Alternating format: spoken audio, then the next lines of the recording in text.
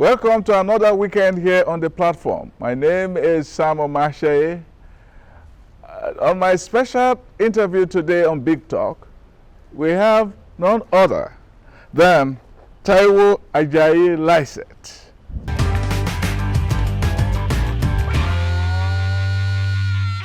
Welcome to Big Talk. My special guest today is none other than Taiwo Ajayi-Lycett. This is her second coming to the platform. Yeah. Welcome to this show. Thank you very much. And it's a pleasure to be back. And I want to say happy 80th birthday. Thank you so The last time we were on this show, you were 79. I was so you were coming on 79. Yeah, I was a mere 79. Yeah, but to hit 80 is not the same thing as being 79. I know. What's the difference?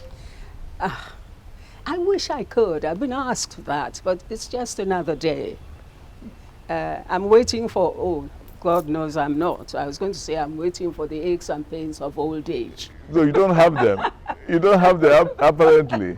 But what I pray for is strength and fitness and everything, and I'm getting all those. So I'm quite happy. There is no difference. It's a journey. It's a transition, and we don't even. Thank God we cannot feel that transition from being young and being older and all that.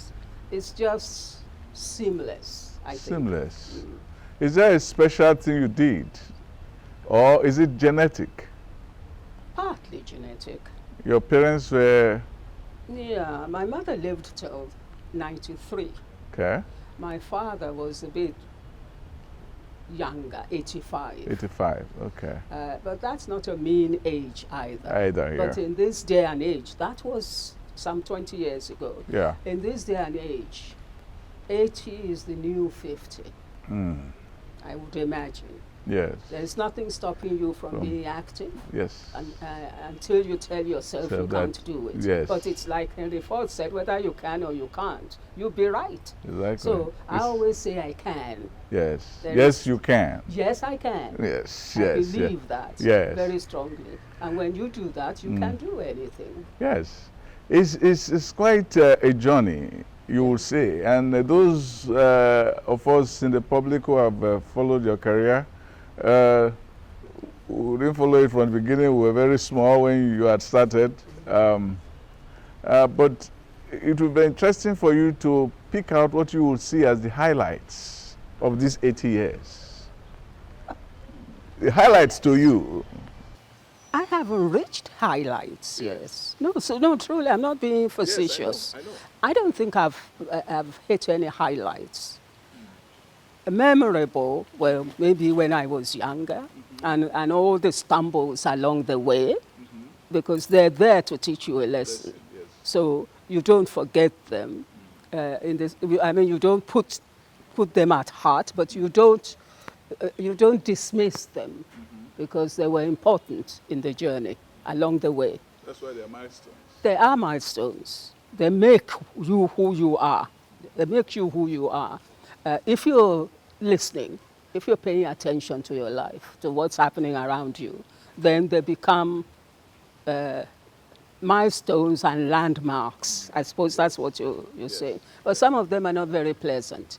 Nonetheless, they were important. I wouldn't change anything for anything, because there isn't anything, I don't think there's anything more important in one's life than being able to feel, to have experience, to be alive and to be awake to anything that's happening to you, whether good or bad, to actually taste it and feel it.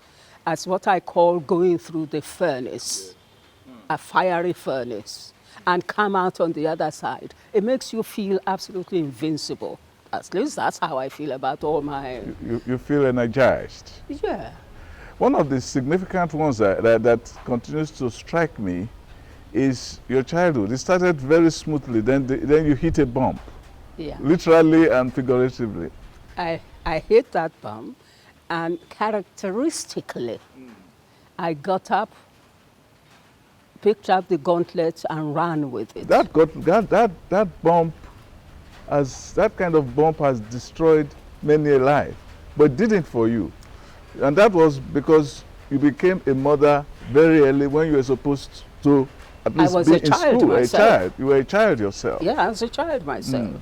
Take us through what happened, and you suffered alienation from your own parents. Yeah, well, inevitably. And when I think about it, people say, well, were you angry? Were you bitter because you were alienated from your parents, from the family? I always use this word game. I'm game for new experience. Yes, yes. I don't shy away from anything. Yes. I want to know what it is because I can then say, yes, I've been through that. Yes, yes. It's not as bad or as frightening as it looks. Yes. So that's why any experience, I have this, is it stubbornness? Or is it audacity? Is it audacity? Or sense of adventure? It isn't even that. Not knowing any better. I think it's ignorance. It's ignorance. So well, let's be a bit more charitable and say it's innocence. The innocence, the naivety. Yeah. Very early, you had this encounter, and you're talking about how your mother first responded to signs of your pregnancy. You said you didn't break the news to her. I didn't know. I didn't have an idea, but my mother just accosted me and, when did you last have your period? Oh. I don't know. Well, let me know when you see it. That's what she said. And? Well, it didn't come. And you told her? And of course, naturally, no, yes, I haven't seen it. Okay. This is what has happened. Who did it? That's where we started. That's how I found myself in the hole. How did this process go? Did you say, get out of my house, or did you say, what? No. This is a very civilized household. Okay. Had to tell my father. And I said, well, we've got to get rid of it. There has to be abortion. How could people hear this? Or what would happen? And my mother, very wise woman, God rest her soul, said she's too young for that. And my mother spirited me out of the house to her sister's place at Lawansin, which is now Lawansin. It was Itire, then it was a village. Okay. Where at 12 noon, they're doing Oru. Okay. That was how backward that area was in those days. Yes. 65 years ago, that is. Yeah. And that's where I was, the rest of the family, extended family, said, we had Babalawo, we had people who could do this. And my mother just said no. Ferreted me out, said no. And she knew that no would not be enough. They would get their hands on me, so she got me out. And I went to stay with my auntie until the baby was... Your maternal auntie? My maternal auntie. The lady next to my mother. Yeah. Born born after my mother. My mother was first in her mother's household. And so she looked after me until nearer the time when I was going to back. Nobody could do anything. When nobody could do anything, nobody could stop it. Yes. Stop it. That's when I came back home. I've forgotten all that drama. Yeah, really? When I talk about this. Yeah. And yeah, I lived in exile and then came back home. And then how was exile like? Knowing that somehow your dad wanted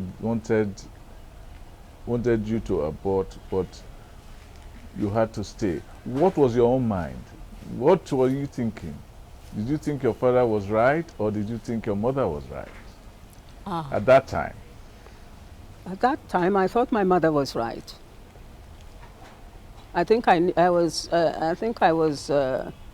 if you like, bright enough to know that it would be dangerous to do that at that age. So I thought my mother was right, which is why I'm very grateful to her, because I could have died, at that age. So I thought my father was the villain of the piece, if you like. Yeah. That it was ready to sacrifice my life for his own prestige and for his own but the integrity of his own image. yes, it didn't sit down well. Not that I had any aggressive anything, but I thought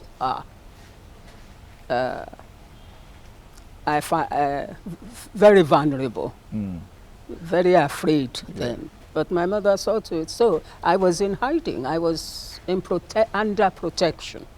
So that sort was of protective custody. Protective custody. So that was okay. I think that satisfied me. It didn't worry me too much. And I don't think that what my father did to me then pained me so much, because I was out of danger. Okay. But I think it's because I was a child, so... A child. Did you have moments of panic over this realization?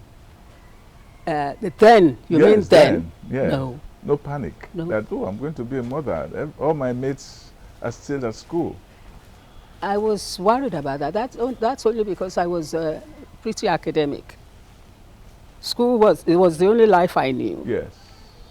And so, yes, I felt not panic, isolated, in purdah, even worse than being in prison. Yeah. When, look, my peers were going to make something of their lives, and look what I'd done to myself. How am I going to dig myself out of this hole? I think this must be when I was sort of ruminating and working out what was going to happen to me, and then concluded, no, I don't know what was going to happen to me, and I'm not going to wait for it to happen to me, whatever it was. Yeah. So that when I had the baby, I then started struggling about looking for work, and I was a pupil teacher at St. Paul's, staying there. Yeah.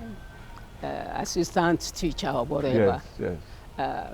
Then I tried to work. Then the government said that the minimum qualification for teachers must be grade 2.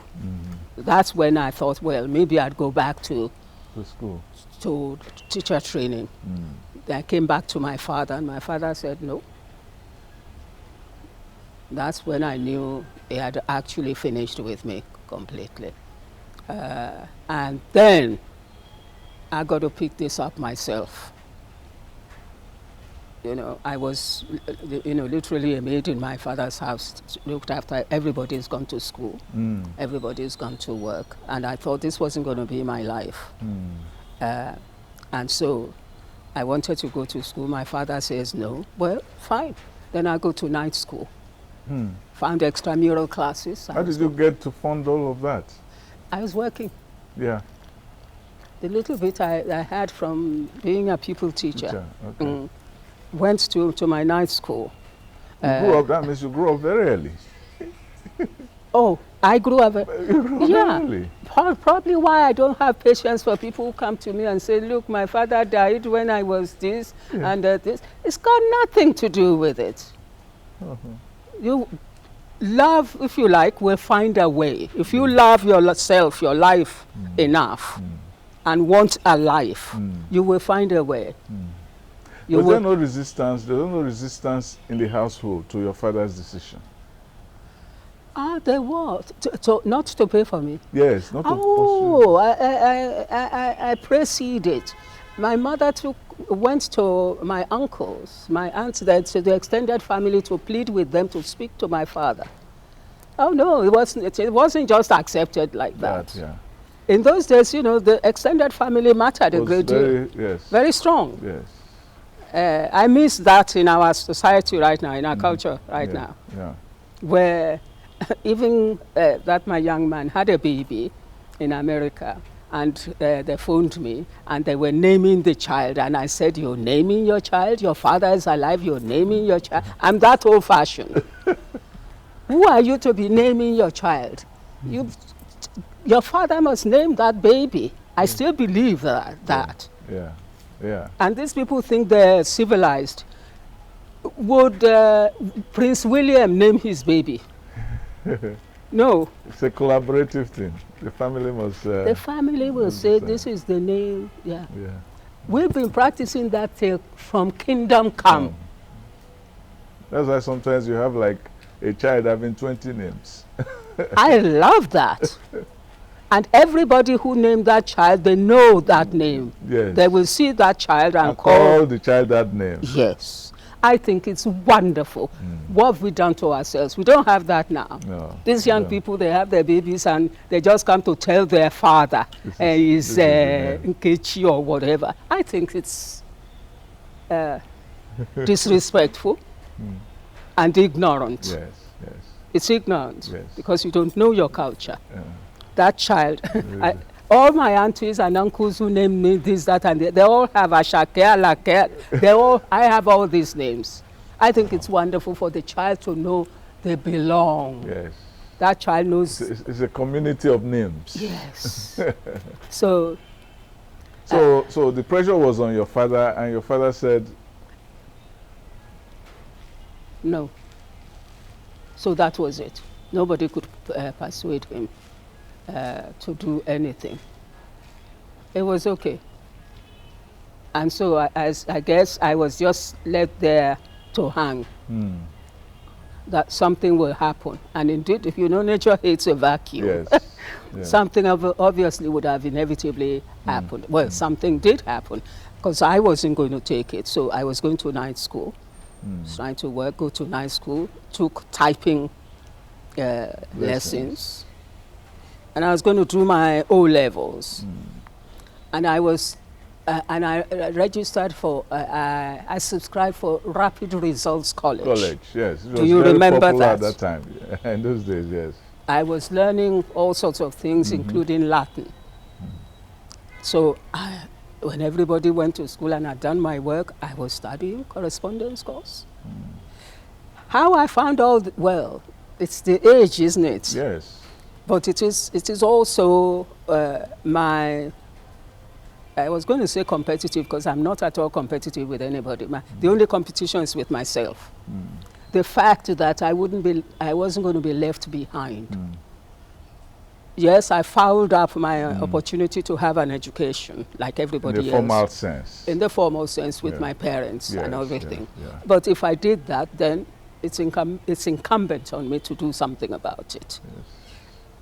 I now, in hindsight, I think, who the heck was I then? Who are you, Taiwo? But that's how Who did you think you were at that Who time? did I think I was? But then that's our problem, isn't it? Yes.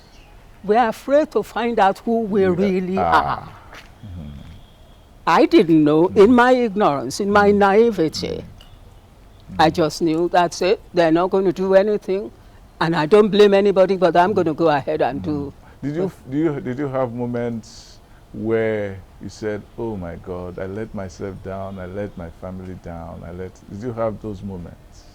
Those are the things that are my motivating forces. Surely.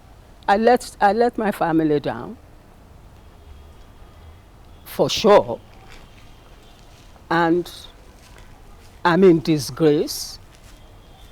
Nobody think I'm worth anything. My father doesn't even think I'm worth sending to school. Well, I have to tell myself I'm worthy. But you're a twin. Yes. So what of the other twin? She was going on with her life. And that more damning because I'm a twin. Yes. Because we were going on a journey. Yes. And I branched off and fall into a gaping hole. And then she was still carrying on. Following her trajectory. Yeah, naturally. Yes. And of course, everybody was scandalized. My siblings were absolutely disgusted with me. Why? Why did they not come to talk to you and try to see that you made a mistake and you were human? In our family, you have to be so bad to go that wrong. Nobody wants to touch you. It's like, Including your twin sister? oh yes, we were fraternal twins anyway. But and that's if anything else, that I think was the thing that affected me most. It's not so much what my parents did, but my siblings found me to be a pariah as well. How did they express it? When is Taiwo going to go to her husband? Really? Well, yeah, everybody lived their lives and they Inside the same house? Yeah. How did you respond to them? Quiet. I think there's no fight. And that practice that I did when I was young, still with me, that when you're abusing me, it's very rare for me to respond.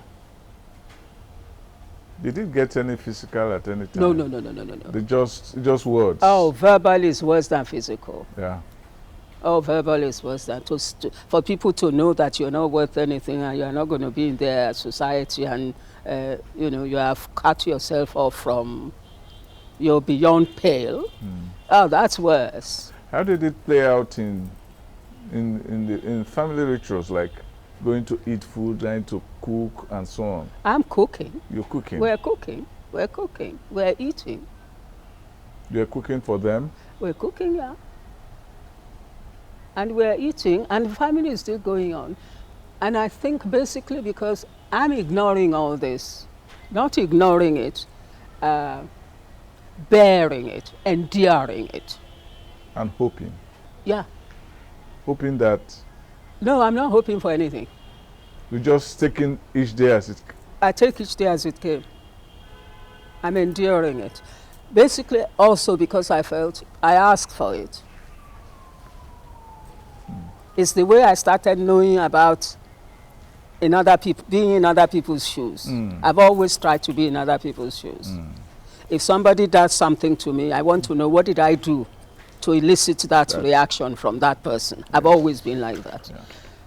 And so if I can see what I did to make that person react to me, I'm a little bit more sober in my response.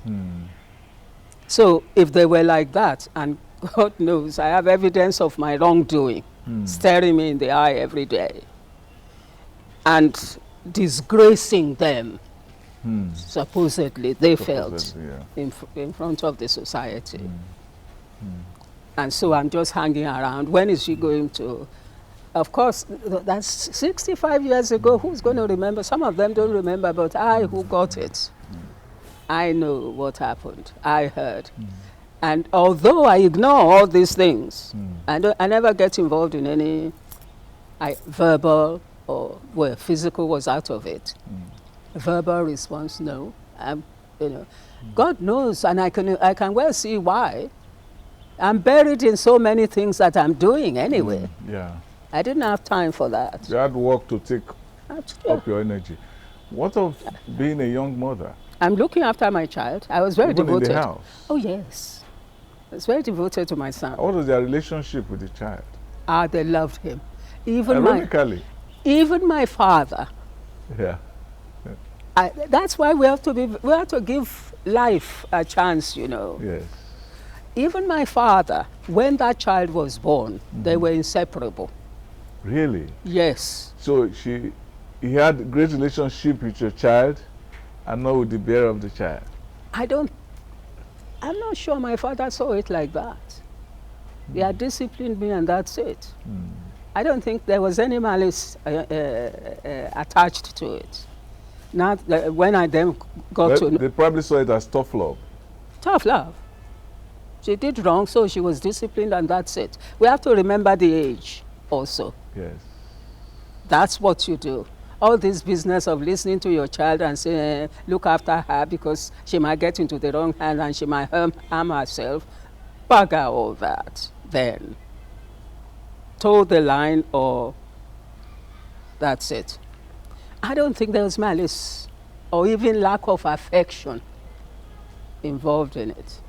I don't think my father loved me any less. Do you see what I mean? Do you see get, the paradox? I get the point you're making. Yeah. I don't think so. You don't think so? I He never just feels that is his own way of expressing his own love. That's it. You did wrong. I put my foot down. My poem on Leah Sharibu will now be read to you.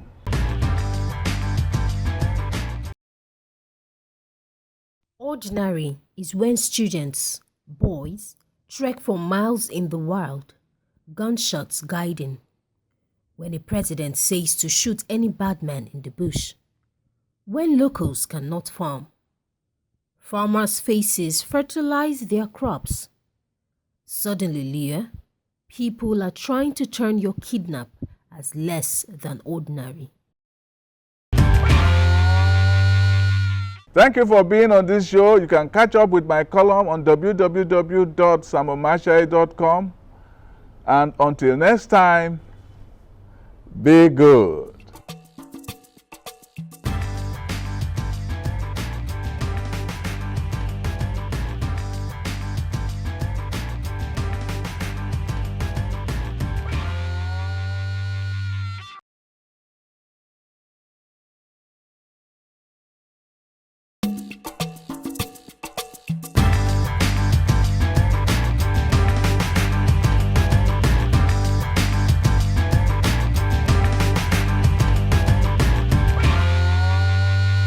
Welcome to another weekend here on the platform. My name is Omatseye. On my special interview today on Big Talk, we have none other than Taiwo Ajayi-Lycett.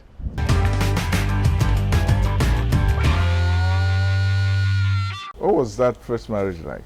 My father had nothing to do with it. We had to do it in his brother's house. Your mom? No. What of your mom and your sister, your siblings? They were not part of it. No. They were none of it.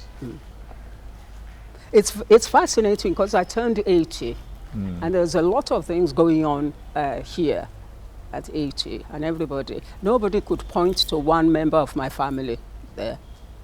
And I'm 80. Yes. And it's 65 years ago. So it is something that has still haunted the years. It's haunted them. It's haunted them. Yeah. Because it's not made any difference to my life. This is my father's house, which I made up and everything. Okay. I have an emotional link with my parents. Yeah. I insist on not being disowned. Is my father. Yeah. I claim him. Yes. That's very quiet. No, nothing aggressive about it. He has no choice about it. Nobody has any choice about it. No, he'd been dead before I took this place over. Yes. This place was falling apart. Okay. And they were looking for company or somebody to finance it and live like that. I said, do you mind if I do it? Yes. And he took it over. Yeah. And reclaimed it and saved it. It was an ode to my parents. Okay. It's an ode to your parents. Cool.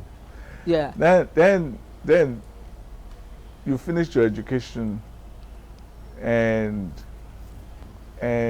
what was the circumstances of the end of that marriage? Because you didn't know. It was a student at the Zaria College of Technology, and it was long vac, and they were returning. long vacation. Long vacation. Called it long vac in those days. Then, yeah. They were returning back. Now I'm at Bello University. That's it, yes. Professor Yusuf Grillo was amongst that set, and they were going back. And there was a train disaster, train crash at La Lukman. It's a very famous thing. Yeah. We lost a team of great minds, young, bright men in that disaster. He was one of them. So that's how that came to an end. So at 18, I was a widow. After all that wahala. At probably 15? 15 and a half. Yeah. And a widow at 18. 15 and a half, 16 and a half, became 17. And then I was a widow at 17. at 17. So I've been having this Almost interesting like journey. you had a lifetime experience within 3 years. It was incredible. Incredible. I was built up. If you go through that, I was fearless.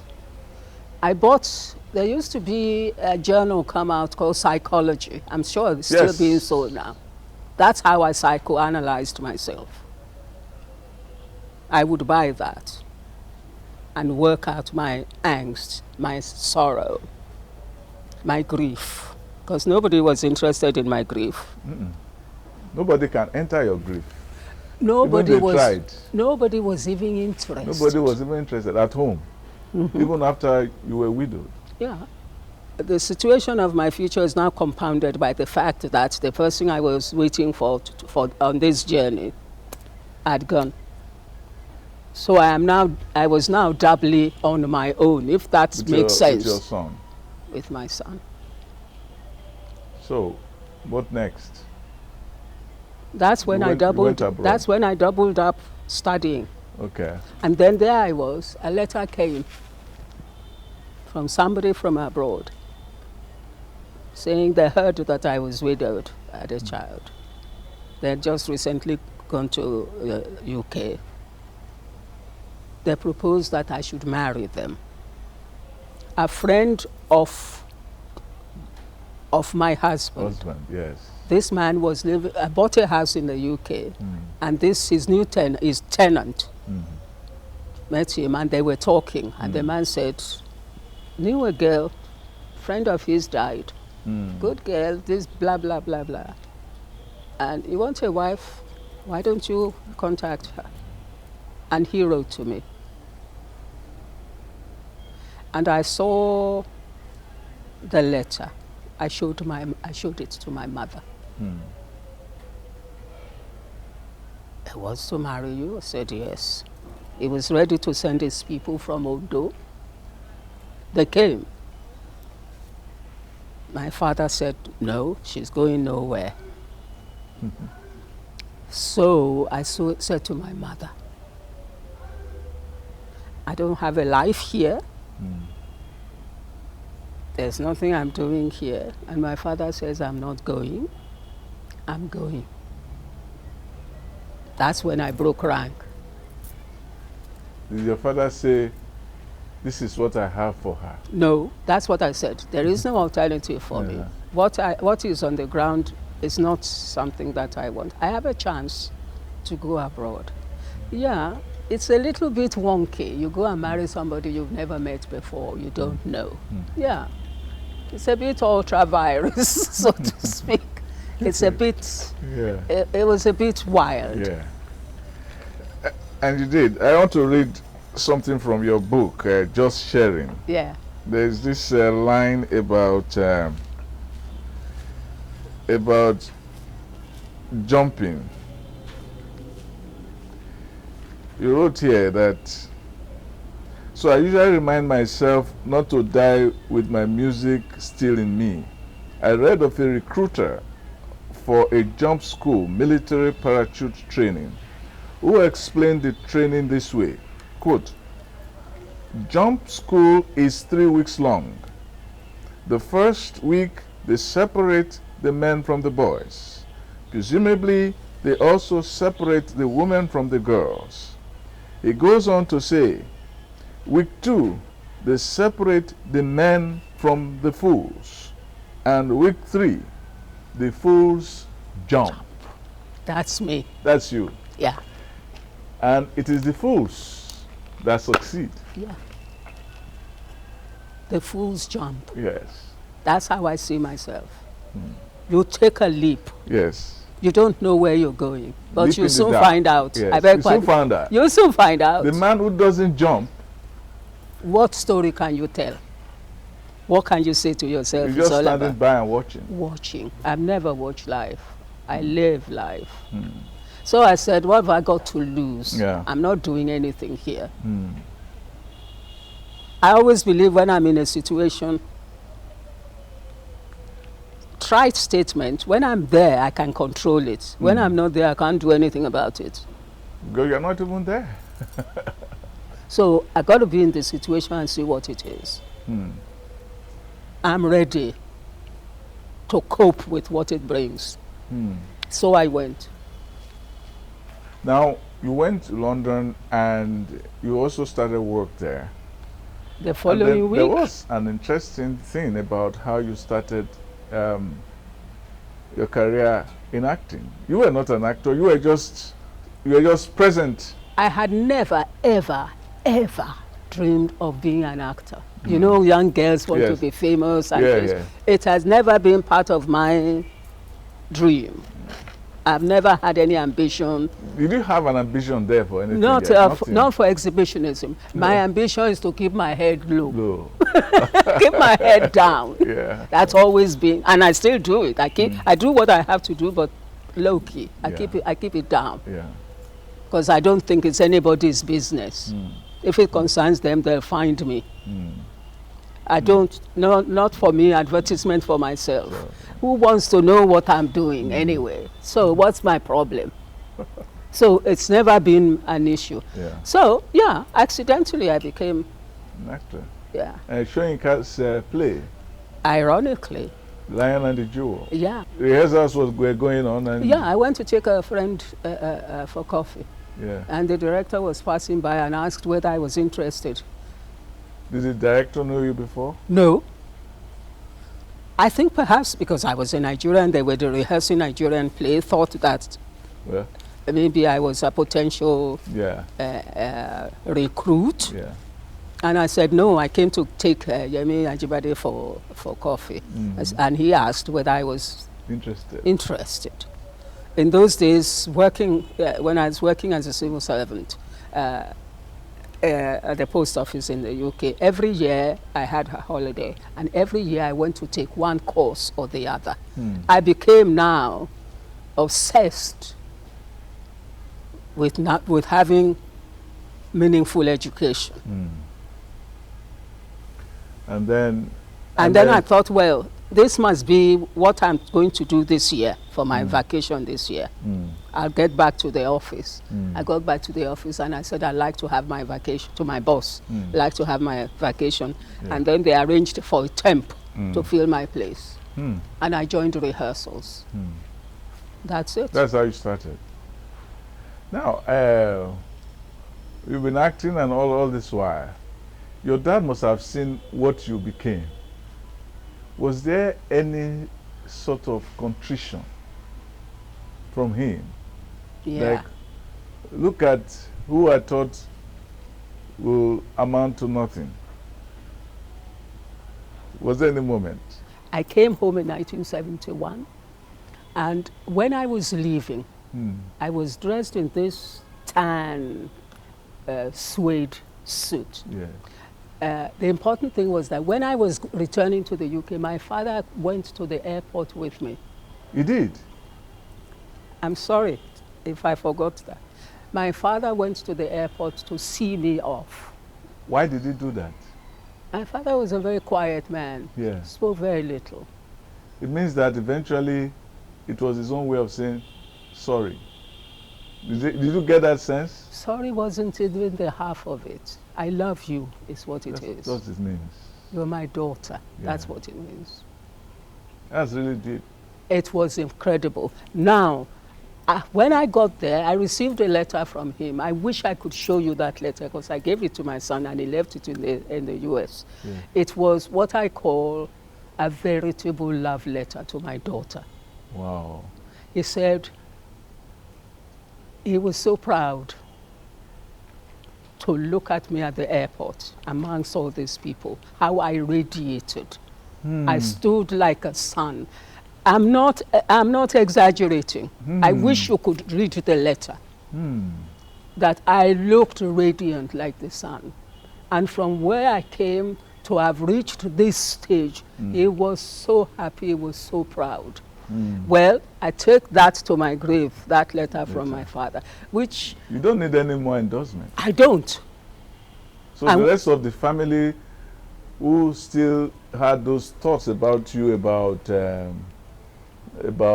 you being a failure because They you were don't an actress. count. They don't count. They don't count in my life at He all. was the only. He was ironically. He was the one who stood in your way, whom all of them lined up behind, and he is the one who revalidated you, who reclaimed who me. reclaimed you, Yeah. and they were still left in the. Years In the later, 10 or 12 years later, I had come back to Nigeria, and my big brother said to me, we see you, we open television, we see you, you are running around. We thought you did business and you will settle down to be a good businesswoman, and then you open television, you are there, we open newspaper, you are there. Is that not envy? Whatever name it is, I'm looking at him like this. I never said, oh, you know, you're exposing the family in an unflattering Yes. way. So I went to my father. I'm living in his bedroom now. I went to my father, said, is it true that I'm still disgracing the family? That my brother said this, that, and the other. My father said, don't mind him. You are a throwback of your grandfather. Apparently, my grandfather was a minstrel. Wow. And my father said to me, I love my life. My father said to me, when your grandfather was playing in an area, comes to town, the town was locked down. Wow. You have come back as your grandfather. Don't mind anybody. Maybe that's what went through his mind. After he saw that you were successful, that's where he said, oh, this child that I am trying to throw away is actually my Father. Is that Yetunde? Abi Baba Tunde? Baba Tunde. My father said that to me. Thereafter, I don't care what anybody said about me being an actor. But You know, there's this poet that said, a crowded hour in a glorious life is worth an age It is. without name. it is But you have had many crowded crowded hours hours. in a glorious life. I am grateful, for which I'm grateful. So you can see why I have no reason not to be grounded. Yes. I have no reason not to be humble. I have no reason whatsoever to worry. 1971, I came home. I haven't been away for 11 years. Since 1960, 59, 60, I came home. By the time I came home, in the time that I left, 60 to 61, I had become internationally famous. Famous, yes. I still don't know how that happened. So they were reading about me and looking at my pictures in the Daily Times, in the Drum magazine, Drum magazine, yes. on television, on radio. Yeah. In that time, Yes. can you imagine how I left? I didn't Yes. have an O level. Yes. And in that decade, I had transformed years. my life completely. From somebody just wrote a letter to, and I said, I'll go. And I went. Just that. And I went. And all manner of things. But as soon as I landed, my feet hit the ground. I was looking for night school. I was looking for work. The following week, I was working, clearing plates as a waitress, washing something, going to night school. And from there, my proceeds salary, I bought a typewriter, learning. And then I got a job in the post office. They decided to train me, the education I didn't get from my father. Yes. They trained me till I was working for the Minister of Post Office, for the chairman of the Post Office. Yes. I was working as a senior in the space of that 10 years. decade. Hmm. Maybe now at 80, What did they say? Did they show any sign that, oh, we were wrong, we wronged you? no, apparently when they were hearing, I hear from my son now, when they were hearing all this, acting is what she's decided to do. They all concluded from having stumbled. Now she went to England. Yeah, to be an actor. And now she's an actor. And we all know what actors are now. Yeah. They're up to no good. So she's still running around. So she's a loose woman there. So and then they're seeing my pictures in Drum magazine. And as my son was telling me the other day, he was ashamed of me for a long time. So that confirmed to him that I was a model. I was this, Yeah. that, and the other. Who wants to be associated with that kind of woman? Nobody knew what kind of person I was. Yeah. They didn't want to know. I mean, look what happened to her when she was a child. Now look what she's now doing. They had characterized you in their own light. Yeah, And and I was never going to go. not going to move out of that bubble. No. And so there it was, and I came. And to compound it, after I divorced the husband, and then married a white man. Yes. Ah, well. Oyibo? Well, she really has gone rogue. She's gone completely beyond the pale. And that was a great relationship for you until he died. That was their mind. Anybody who sees other human being as right, black, or green, they're not well. Yes. For those of us for those who know about nature, what is a white man anyway, if not a black man? Every white person has an Eve gene in them. Yes. Every white man, all the white supremacists, Yeah. they're all black. We come from the same woman, same source. So when you start talking about green, yellow, or whatever, or when people feel from a point of view of inferiority complex, that you have married above yourself because you marry a white person, or some people think that they're actually marrying above themselves by marrying a white people, they're sick now. Yeah. And to lump me with that, and not know the man himself who thought he was coming home. Yeah. That's the irony. That's the irony, yes. Yeah. Who thought at last, home at last. Home at last. They didn't know. They didn't know that. Because he was an educated man. Yes. Highly educated man. Brilliant man. Didn't see all the gunge. It was going. Straight. And he thought I was the best thing since sliced bread. He thought there wasn't anything I couldn't do. You told me something about how you grieved when he died. You said it affected your eyesight. Yeah. That's very interesting. Just obviously trying to not see the world anymore. Yeah. If you want to read it psychologically. Yes, yes. The world closed Close up up. for me. Still is, actually, in many ways. Because there was nobody who knew me as he knew me. Did. Nobody who has as close an affinity to my soul. And he, Lycett, Tom Lycett. Yeah. And people thought that you were not mourning him because when he died, you still went to work. I'm carrying on, because that's what he would like. I remember when my dad died, I was in the US then, and my editor was telling me, Sam, I think you can take some days off. I said, no. I want to work. They don't know it's honoring the dead. Yes. Because they know that the world doesn't stop because they're gone. Yes. And they don't want you to belabor their departing on. How did you get over that eyesight problem?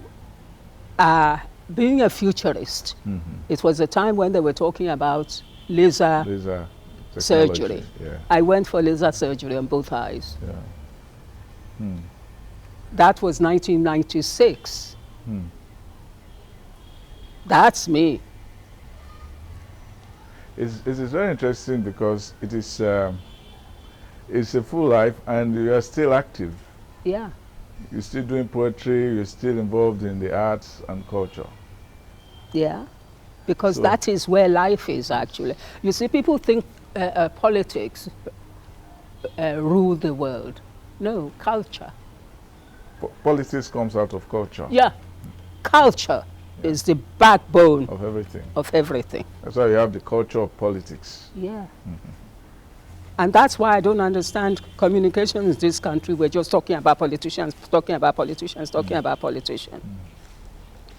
There are women and there are individuals who are doing marvelous things about changing the culture of this country, or Trying to change the tone. the tone of the it. society. Why aren't we majoring on them?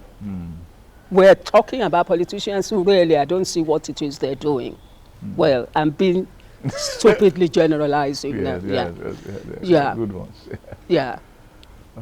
I don't see their social engineering, but there are little women, quiet people, parents working to keep this culture, this country alive. We're not looking at them. Those are the people we should be featuring so that people can learn from them and build this society. All right. Features should be devoted to all this, to these people. Instead, what do we have? Girls bearing their breasts, wearing clothes and jumping up and down. It's an Instagram culture. But we should have control of our culture. Because if we absolutely surrender to the Instagram culture, which is by itself bankrupt, where are we going? That's the problem. So, this affects our value system. Yes. Oh, look at that beautiful butterfly. Well, on the note of that butterfly, I say very, very much. I say thank you very much for being on this show and for telling us very, very deep and interesting stories. Thank you.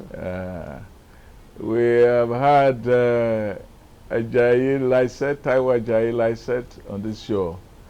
Thank you very much again. It is my pleasure. Thank you very much. My poem on Leah Sharibu will now be read to you.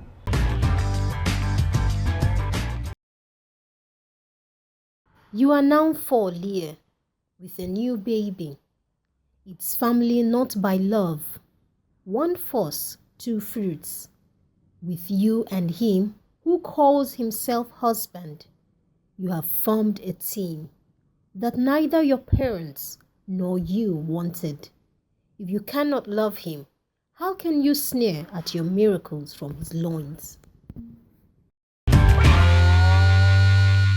Thank you for being on this show. You can catch up with my column on www.samomashaye.com. And until next time, be good.